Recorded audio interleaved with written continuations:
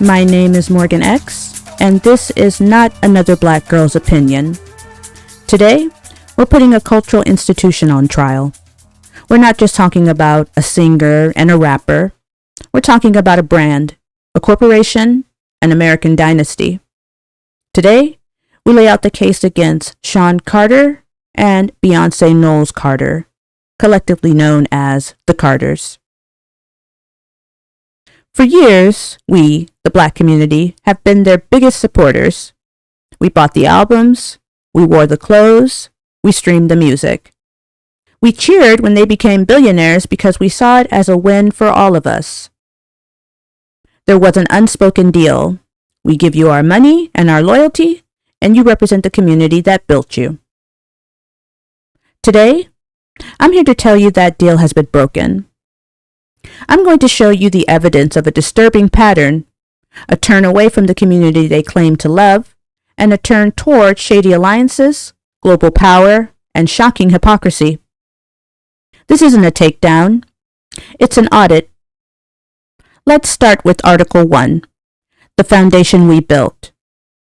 The Carter Empire stands on our backs. It was built with black dollars, black culture, and black loyalty. From Rockaware to the cultural reset of Lemonade, their wealth is tied directly to our support. When Beyoncé used Black Southern culture and Stop Shooting Us imagery in the Formation video, we answered the call. We made them billionaires. They owe us for that. But the first sign of trouble wasn't in a boardroom. It was in a server room in Norway. Article 2, the allegations of digital fraud. Tidal, the streaming service Jay-Z bought and sold to us as being for the artist, that platform stands accused of major fraud. A 2018 report from a Norwegian newspaper accused Tidal of faking the streams numbers for two key albums, Kanye West's The Life of Pablo and Beyoncé's Lemonade. The paper claimed over 320 million false plays were created out of thin air. This would have triggered huge inflated royalty payments to their own record labels, money that should have gone to other artists on the platform. These claims were so serious that they launched a criminal investigation in Norway. Let's be clear. The allegation is that they used the platform to take money from smaller artists and put it right back into their own pockets. It's a total betrayal of everything they said it stood for. And that leads us to Article 3, the company they keep.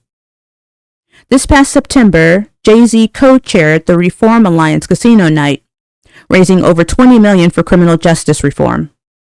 Sounds great, right?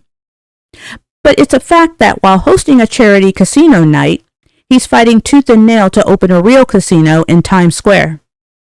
And the guest list is not an allegation. It's a fact, documented in photos. Sitting right there at the table with the Carters were Ivanka Trump and Jared Kushner. Let that sink in. They were raising money to fight a system that harms black people while sharing a table with key players from the Trump administration, an administration that actively worked against our community's interest. This isn't just a picture, it's a statement. It tells you who they see as their peers. It's a slap in the face to every single one of us.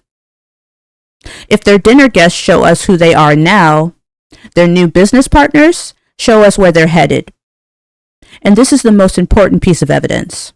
Article 4, the AI-powered future.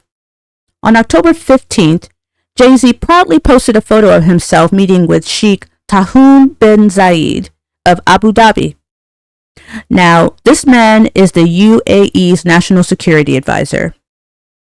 But he's also the man in charge of Abu Dhabi's massive push to become a global hub for entertainment and technology. Their own statement said they discussed the future of the entertainment sector and the technological transformations driven by artificial intelligence. This is where you need to listen closely. They also made a point to say they discussed the importance of achieving a balance between innovation, data protection, and creators' rights. Why would a national security advisor and a billionaire rapper be so concerned with creators' rights? You talk about protecting creators' rights. when you are building a system that has the power to violate them on a scale we have never seen before. You talk about it when you're building a machine. The plan is clear. Abu Dhabi has the money and the power. Jay-Z has the cultural access. And artificial intelligence has the technology. This is a plan to build an AI-powered entertainment machine. A machine that can scan, analyze, and replicate decades of music, art, and culture, our culture. The very culture they built their empire on. This is the final betrayal. It's no longer just about taking our money. This is about positioning themselves to possibly mine our culture for data to be fed into AI models that can spit out endless, cheap, soulless content. It is the ultimate end of exploitation. So, it's time for a verdict. The evidence shows a clear and disturbing path. It starts with the allegations of cheating artists.